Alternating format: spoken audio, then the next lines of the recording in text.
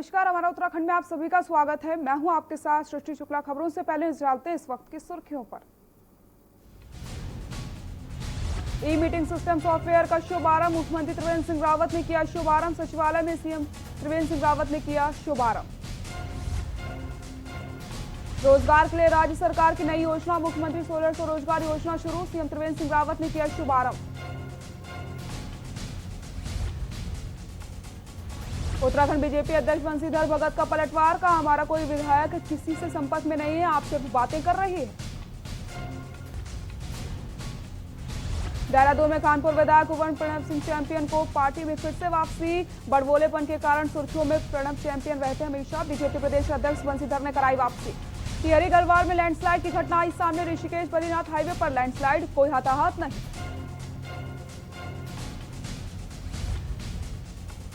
और उत्तराखंड में जारी है कोरोना का कहर, प्रदेश में 495 नए मरीज मिले, 5 की मौत, संक्रमितों की संख्या पहुंची 15,000 के पार। आप देख रहे हैं के न्यूज, खबरों का सारथी। रुक करते हैं खबरों का। उत्तराखंड में कोरोना वायरस के कारण हुए लॉकडाउन के कारण बढ़ी बेरोजगारी को कम करने के लिए अब राज्य सरकार रोजगार की नई योजनाएं शुरू कर रही है। इसी के मद्देनजर उत्तराखंड की बीजेपी सरकार ने रोजगार के अवसर पैदा करने के लिए राज्य में मुख्यमंत्री सोलर स्वरोजगार योजना शुरू करी है। मुख्यमंत्री त्रिवेंद्र सिंह रावत ने बताया कि राज्य में सरकार ने लोगों को रोजगार देने के लिए मुख्यमंत्री सोलर स्वरोजगार योजना शुरू करी है। इस योजना के तहत सोलर पैनल के माध्यम से लोग अपने घरों में बिजली बना सकते हैं। अपने घर की जरूरत की बिजली का इस्तेमाल करने के बाद बाकी को बेच भी सकते हैं। बिजली राज्य के विद्युत विभाग को बेची जा सकती है, जिससे राज्य सरकार एमएसएमई की शर्तों के अनुसार 25 किलोवाट तक उत्पादन करने वालों को सब्सिडी भी देगी और पैदा होने वाली बिजली को 4.5 रुपए प्रति यूनिट के हिसाब से खरीदी जाएगी। इससे राज्य में दूर दराज के गांव में रहने वाले ग्रामीणों को रोजगार मिलेगा और प्रत्येक व्यक्ति 15,000 रुपए प्रति माह तक कमा भी सकता है। मुख्यमंत्री ने बताया कि राज्य में इस योजना का लाभ कम से कम 10,000 लोगों को मिलेगा और उनकी रोजगार की समस्या दूर हो सकेगी। सीएम सोलर स्वरोजगार योजना ये उन लोगों के लिए है जो गांव में रह रहे हैं और इसमें 25 किलोवाट तक के अनुमन्य होगा एक व्यक्ति के नाम पर। और वो जो हमारे एमएसएमई की जो गाइडलाइंस हैं उसके आधार पर उनको सब्सिडी भी मिलेगी और उनकी जो बिजली वो पैदा होगी वो गवर्नमेंट खरीदेगी। गवर्नमेंट के साथ उनका पीपीए होगा और जैसे अन्य विद्युत उत्पादकों के साथ शर्तें होती हैं, इसमें थोड़ा सा हमने ये किया कि हमने 4.5 रुपया यूनिट देने का निश्चय किया है। इसमें 15,000 रुपये के लगभग महीना उनको कमाई हो जाएगी।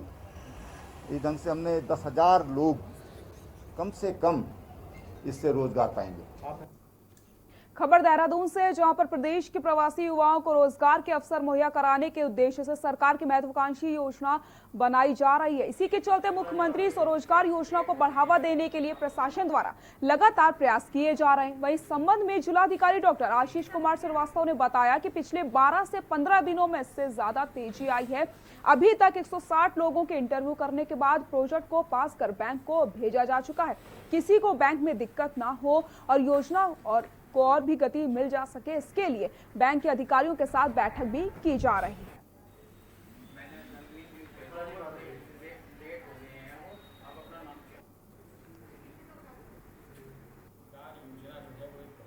बढ़िया योजना है माइग्रेशन को रोकने के लिए और जो लोग बाहर से आए हैं उनके रोजगार उपलब्ध कराने के लिए। और हमारे जनपद में लगातार उस पर कार्रवाइयाँ हो रही हैं और लगभग 160 के आसपास फॉर्म जो है वो हमने अब बैंक्स को भेज दिया है और लगभग 12 से 13 में लोन डिसबर्समेंट भी हो गया है। और ये लोन डिसबर्समेंट पिछले 10-12 दिनों में ही हुआ है, तो स्पीड ठीक है। आज भी मैंने बैठक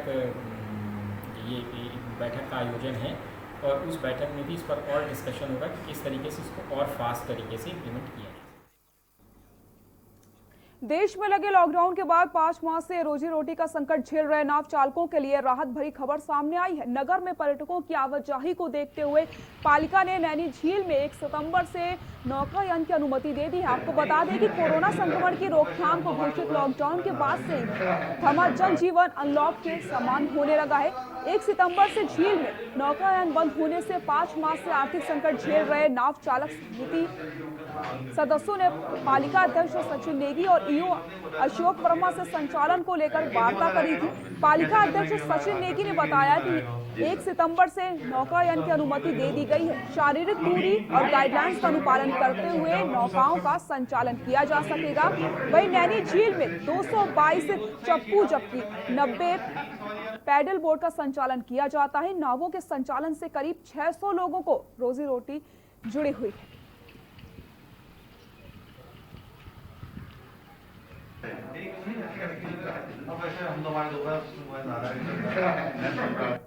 छोटे खुलने से बहुत राहत मिलेगी। आदमी का दिनचर्या चलेगा। जो आदमी भूखे की तादाद में थे उनको मतलब थोड़ा रोजी रोटी का आसार मिल जाएगा। आदमी परेशान था, हम कहाँ से रोजी रोटी कमाएंगे करके, उसको थोड़ा बहुत परिवार को चलाने के लिए कुछ मदद मिल जाए। एक मीटिंग हुई थी हमारे यूथ साहब अशोक वर्मा जी के द्वारा, तो इसमें डिसीजन ये लिया है कि 1 तारीख से हम इनको भी परमिशन दे रहे हैं, उसके बाद ही हम संचालन कर सकते हैं। सुरक्षा सोशल डिस्टेंसिंग हमने कहा है वो मेंटेन करनी है, क्योंकि कोरोना चल रहा आपको मालूम ही है, तो उसमें उसका पालन पूर्ण रूप से करा जाएगा। जो पालन नहीं करे उसमें हम कार्रवाई भी करेंगे। नहीं, हमने सैनिटाइज मशीन लगाएंगे, नहीं हमने एक बॉटल रख दें जिससे सैनिटाइज होता रहे टाइम में जैसे तुम आएगा ना, और जैसे जैसे एक सवारी उतरेगी तो जब दूसरा जना बैठा है तो पूरी बोट सैनिटाइज किया जाए उसके बाद। खबर सितारगंज से, जहां पर कोतवाली पुलिस ने सोशल डिस्टेंसिंग का पालन न करने व मास्क न पहनने पर 100 लोगों के चालान काटे हैं। साथ ही साथ आधा दर्जन लोगों का पुलिस एक्ट के तहत चालान भी किया गया। यातायात नियमों का पालन न करने पर 1 दर्जन लोगों से जुर्माना वसूला गया। प्रभारी निरीक्षक के नेतृत्व में पुलिस ने कोविड-19 के दृष्टिगत मास्क का प्रयोग न करने वाले और सोशल डिस्टेंसिंग का पालन न करने वाले 100 व्यक्तियों के चालान कर शुल्क वसूला। आपको बता दें कि यातायात नियमों का पालन न करने वाले वाहन चालकों के विरुद्ध एमवी एक्ट के तहत 12 वाहनों का चालान कर संयोजक शुल्क 5,000 रुपए वसूल लिया गया है। बताया गया है कि अभियान लगातार जारी रहेगा।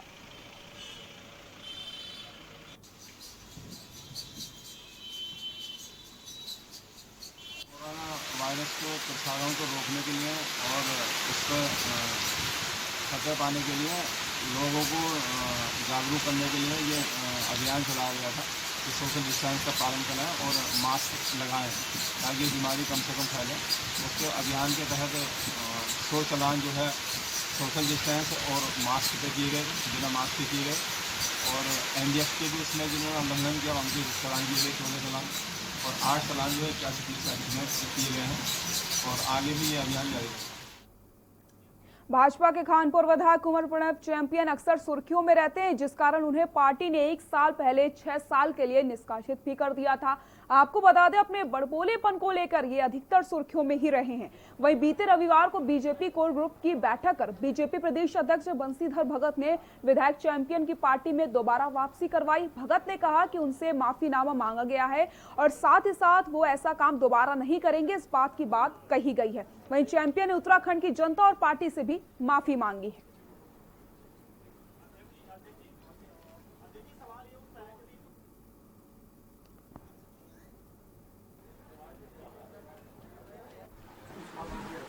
कोई जब गलती करता है तो उसको गलती का एहसास कराना पड़ता है। गलती हुई, उसका एहसास कराया गया कि भारतीय जनता पार्टी में अनुशासनहीनता स्वीकार नहीं है, आपने गलत किया इसलिए निष्कासित। 1 वर्ष तक पूरी शालीनता के साथ रहने के बाद, लिखित क्षमा याचना करने के बाद, खेद व्यक्त करने के बाद, वर्बली कल बहुत शालीनता से अपनी बात उन्होंने रखी और बहुत ही खेद व्यक्त किया कि जो भी गलतियां हुई इसका हम खेद व्यक्त करते हैं, इसलिए अब वापस। छोटा साथी होने के नाते जनप्रतिनिधि तो बात की बात है। सबसे पहले तो मैं पार्टी का सेवक हूं, मुझसे गलतियां हुई और इस 13 माह के कार्यकाल में मैंने पार्टी की रीति नीति को पूरा पालन किया। दिसंबर में जिला पंचायत का चुनाव हुआ, हमने भारतीय जनता पार्टी के लिए कार्य किया। मेरी धर्मपत्नी जिला पंचायत सदस्य हैं, उनकी वोट और सदस्यों की वोट दिलवा करके पहली बार हरिद्वार में भारतीय जनता पार्टी का अध्यक्ष निर्वाचित हुआ। पिछले वर्ष आदरणीय बंधुओं की वीडियो वायरल किया गया था, जिसमें मुझे दिखाया गया था अपने प्रदेश के लिए अपशब्द व्यक्त करते हुए। मैंने तभी खेद व्यक्त किया था। उत्तराखंड पुलिस विभाग से शर्मसार करने वाली घटना सामने आई है। देहरादून के एक पुलिसकर्मी पर 12 साल की बच्ची के साथ दुष्कर्म करने का आरोप लगा है। वहीं आरोपी पुलिसकर्मी को पॉक्सो एक्ट के धारा में गिरफ्तार करके जेल भेज दिया गया। आपको बता दें कि कोतवाली क्षेत्र के अंतर्गत आने वाले सचिवालय के पास सरकारी क्वार्टर में 12 साल की बच्ची अपने मां बाप के साथ रहती थी, जिसके साथ पड़ोस में रहने वाले पुलिसकर्मी ने दुष्कर्म की घटना को अंजाम दिया था।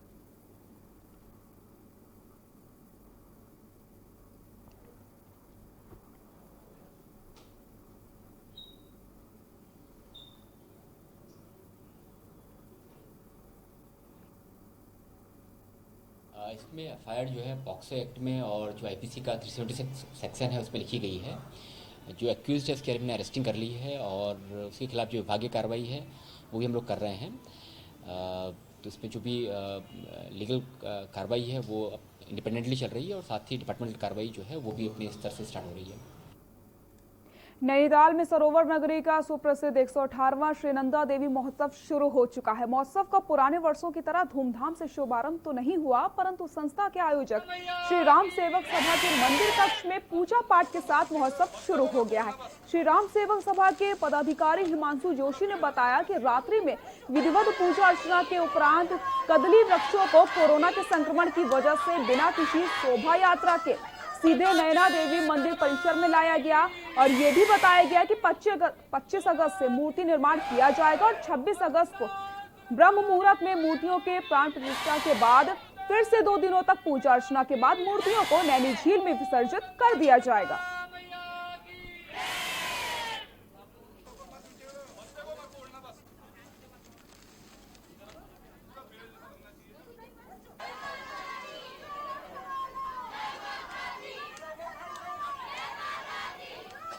शहरवासियों को पहले मां नंदा देवी के महोत्सव की हार्दिक बधाई देता हूं।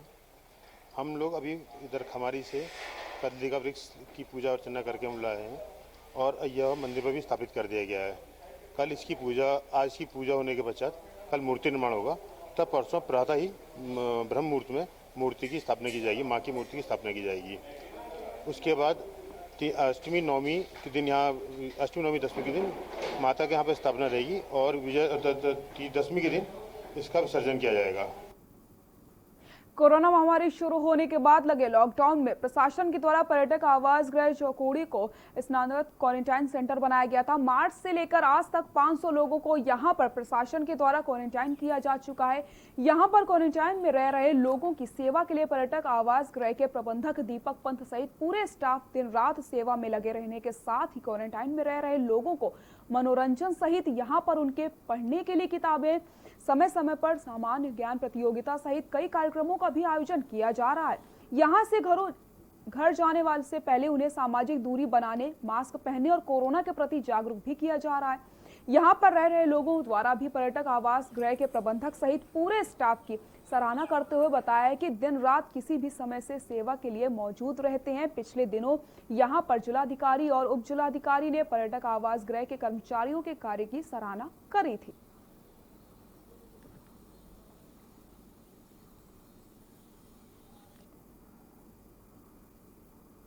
से हमारा क्वारंटाइन सेंटर स्टार्ट हो गया था।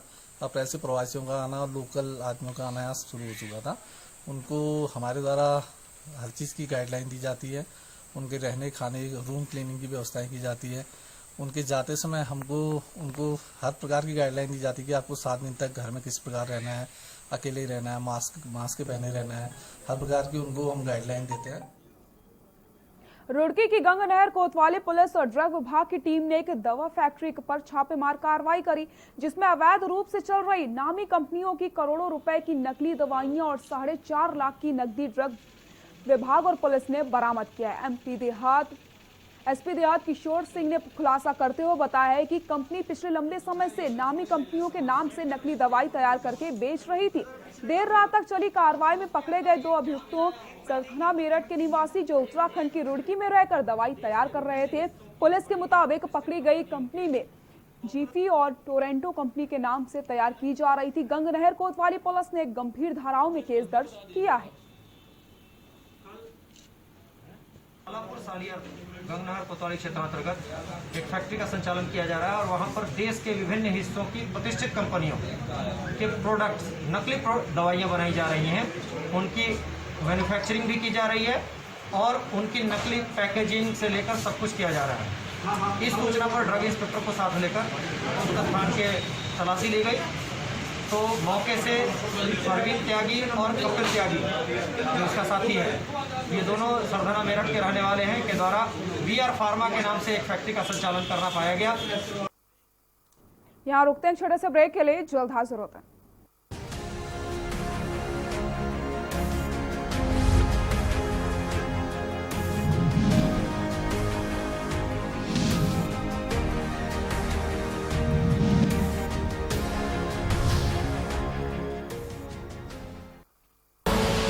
आप देख रहे हैं के न्यूज, खबरों का सारथी। हम आप सब अब नहीं तो कब 9 बज जाए तब। बहुत हुई राजनीति की माया, हम बताएंगे कि आपके हिस्से में क्या आया। फिक्र आपकी, सोमवार से शुक्रवार रात 9 बजे TV9 भारतवर्ष, अब तो सब देख रहे हैं। आप देख रहे हैं के न्यूज, खबरों का सारथी।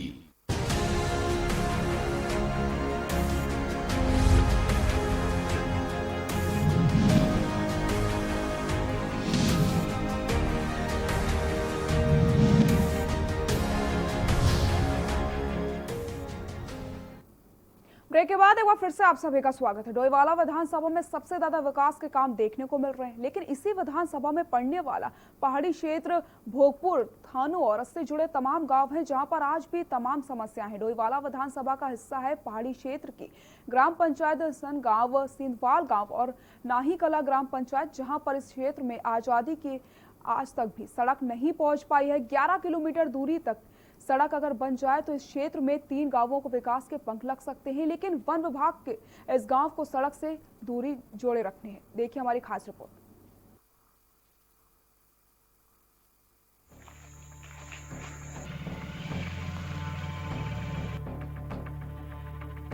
डोईवाला तहसील से मात्र 18 किलोमीटर दूर संत गांव, सिंधवाल गांव और नाही कला गांव के तमाम लोग, महिलाएं, बुजुर्ग, बच्चे, सबको सड़क का इंतजार है। डोईवाला विधानसभा का पहाड़ी क्षेत्र होने के कारण बरसात के दिनों में 3 गांव की समस्या 4 गुनी हो जाती है। बीमार व्यक्ति या महिलाओं को कुर्सी में बांधकर कंधों पर ले जाते हैं। तो क्या डोईवाला विधानसभा के VVIP होने का खामियाजा भुगत रहे हैं? पहाड़ी क्षेत्र के गांव, क्योंकि 74 साल के लंबे इंतजार के बाद भी तीनों गांव को जोड़ने वाली 11 किलोमीटर की सड़क आज तक नहीं बनी। हालांकि लोक निर्माण विभाग ने बताया कि फॉरेस्ट क्लियरेंस न मिलने के कारण इस सड़क का निर्माण कार्य अटका हुआ है, जबकि सड़क का सर्वे पूर्व में हो चुका है। समस्या है, सबसे पहले तो रोड है, फिर हॉस्पिटल का समस्या तो है ही है। सबसे पहले तो मैं चाहती हूँ कि जब तक मैं जिंदा रहूँ रोड बन जाओ, क्योंकि जब से मैं आई शादी करके तब से मैंने जितने भी नेता आते हैं उन्हें कहा मैंने कि ना हमें कोई बहू दे रहा, ना हमारी बेटी मांग रहा कोई। यदि सड़क हो जाए तो हम लोगों के आने वाली पीढ़ी का कुछ भविष्य का कुछ सुधार हो जाए। यदि यहाँ सड़क नहीं हो तो यहाँ के लोगों का जीवन बिल्कुल अंधकार में है, अंधकार में। प्रशासन की है, जैसे कि PWD विभाग और ये वन विभाग। अब हम ये नहीं समझते कि PWD की कमी है कि वन विभाग की कमी है। हमारी सरकार बहुत काम कर रही है, मुख्यमंत्री जी समय समय पे हर एक को निर्देश दे रहे हैं, लेकिन कर्मचारी जो है, अधिकारी, वो कोई मानने को राजी नहीं। यहाँ पे बहुत समस्या है, हमारे सड़कों की बहुत दुर्दशा है। जहाँ पे इतनी सड़कें ऐसी हो गई हैं कि हमारे यहाँ पे ना तो आने जाने का कोई साधन है, ना ही कोई। अब यहाँ पे देख लीजिए आप, बिल्कुल हमारे यहाँ पे ऐसे लोग बिल्कुल नहीं रह गए हैं। हम चाहते हैं जल्द से जल्द सड़कों में कार्य शुरू हो, जल्द से जल्द हमारे सड़क बनेगी तो समस्या दूर हो जाएंगी सारी। जी बिल्कुल, बहुत बढ़िया हो जाएगा। हमारे यहाँ पर लड़कियों को भी बहुत दिक्कत होती है। सनगांव नाही कला मोटर मार्ग के निर्माण के लिए क्षेत्र के गांव के हजारों लोगों ने लंबा संघर्ष किया। तमाम नेताओं से मुलाकात की, अधिकारियों से मुलाकात की, लेकिन आज तक सड़क की समस्या जस की तस बनी हुई है। सड़क ना बनने के कारण गांव की बेटियां और बेटों के रिश्ते भी नहीं हो पा रहे हैं। शासन प्रशासन को चाहिए कि तत्काल इस सड़क विहीन इस क्षेत्र की सुध ले और गांव को विकास से जोड़े, ताकि यहां के बुजुर्गों का लंबा संघर्ष और पथराई आंखों का सपना पूरा हो सके। डोईवाला से के न्यूज के लिए राजकुमार अग्रवाल की रिपोर्ट।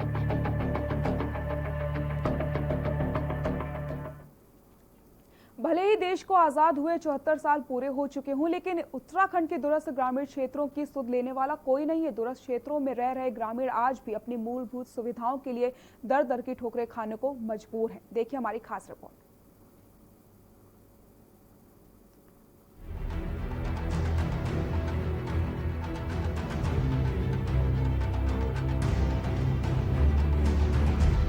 भले ही देश को आजाद हुए 73 साल पूरे हो चुके हैं, लेकिन उत्तराखंड के दूरस्थ ग्रामीण क्षेत्रों की सुध लेने वाला कोई नहीं है। दूरस्थ क्षेत्रों में रह रहे ग्रामीण आज भी अपनी मूलभूत सुविधाओं के लिए दर दर की ठोकरें खाने को मजबूर है। ऐसा ही एक गांव है नैनीताल जिले के अधौड़ा ग्राम सभा का सोनखमारी गांव, जहां आजादी के 73 साल बाद भी लोगों के लिए गांव में सड़क आना सपना बनकर रह गई है। गांव के बुजुर्ग बताते हैं उन्हें अपनी छोटी छोटी जरूरतों को पूरा करने और खेतों में उत्पादित फल सब्जियों को मंडियों तक पहुंचाने के लिए खच्चरों के सहारे हर रोज करीब 10 किलोमीटर पैदल सफर तय कर मोटर मार्ग जाना पड़ता है, जिसके बाद ग्रामीण गाड़ी के द्वारा 12 किलोमीटर दूर नैनीताल पहुंचते हैं। सड़क न होने से स्कूली बच्चों सहित स्वास्थ्य सुविधाओं के लिए जिला मुख्यालय नैनीताल का रुख करना पड़ता है। और वहीं अगर किसी बुजुर्ग या गर्भवती महिला को कोई दिक्कत होती है तो डोलियों के माध्यम से जंगल भरे पहाड़ी रास्तों में जान हथेली में लेकर मुख्य मार्ग तक पहुंचाया जाता है। कभी कभी तो आलम ये रहता है कि मरीज रास्ते में ही दम तोड़ देता है। होने के कारण हमारे छोटे छोटे बच्चे हैं, कभी बीमार भी पड़ जाते हैं। तो यहाँ से बगड़ 7 किलोमीटर की दूरी पर है, वहाँ हम अकेले नहीं जा पाते। 3-4 बजे से हमें उड़ना पड़ता है, 2 बजे से हम घर का काम करके जाते हैं रात को, और फिर भी यहाँ से हमको गाड़ी कभी मिलती है कभी नहीं मिलती है। हम अकेले जा भी नहीं जाते हैं। कभी कोई घर में हो या न हो, रात या आधी रात को किसी को बुखार भी आ जाता है तो उसको ले जाने में परेशानी होती है। बहुत बड़ी समस्या है रोड की, और ज़्यादातर देखा जाए तो सबसे बड़ी समस्या आज मंडी तक जाने की हमें है, क्योंकि हमें आज भी 10 किलोमीटर पैदल अपने उत्पादित जो कच्चा सामान है उसे लेकर आज हमें पैदल गाड़ी स्टॉप तक जाना पड़ता है। जैसे कि नीचे को देखा जाए देचौरी और ऊपर बगड़ जो हमारा गाड़ी स्टॉप है वहाँ तक हमें जाना पड़ता है और बड़ी दिक्कतों का सामना हमें करना पड़ता है। वहीं गांव के बुजुर्ग ग्रामीण नारायण सिंह मेहरा बताते हैं कि कंसर्न तो करता है ये रोड, और उधर जैसे कि जेचोरी पंगोड़े रोड अगर मार्ग बन जाएगा, यहाँ के हर व्यक्ति हर पैसेंजर को इसमें सुविधा होगी। सेना की भी सुविधा है, पहले पैदल मार्ग इसी रोड से होता था, हमने खुद देखा है। वहीं सड़क निर्माण को लेकर स्थानीय लोग कई बार विधायक समेत मंत्रियों से मिल चुके हैं, मगर आज तक ग्रामीणों की समस्या का समाधान नहीं हुआ। देखिए, पंगोट देचौरी जो मार्ग का आप जिक्र कर रहे हैं, 2006 में जब मैं इसी क्षेत्र से विधायक था, जनप्रतिनिधि था, उस वक्त यह मार्ग स्वीकृत हुआ था। और मैं आपको आपके माध्यम से आप लोगों के चैनल के माध्यम से कहना चाहता हूं कि पंगोट देचौरी मार्ग में जो बाधाएं थी, जिस तरह से फॉरेस्ट क्लियरेंस में वन आपत्तियां थी, उसको हमने निस्तारण कर दिया गया है। और जो वृक्ष हैं उनको भी हमने धनराशि अवमुक्त कर दी है, पेड़ों का कटान प्रारंभ हो गया है और जल्द ही इसमें निर्माण कार्य प्रारंभ हो जाएगा, टेंडर हो चुके हैं। बहरहाल अभी सड़क को लेकर ग्रामीण तरस रहे हैं। अब ऐसे में देखना होगा आखिर कब गाँव वालों को सहूलियत मिलेगी। नैनीताल से के न्यूज के लिए कानपाल की रिपोर्ट। बुलेटिन फिलहाल के लिए इतना ही। देखते रहिए के न्यूज इंडिया। नमस्कार।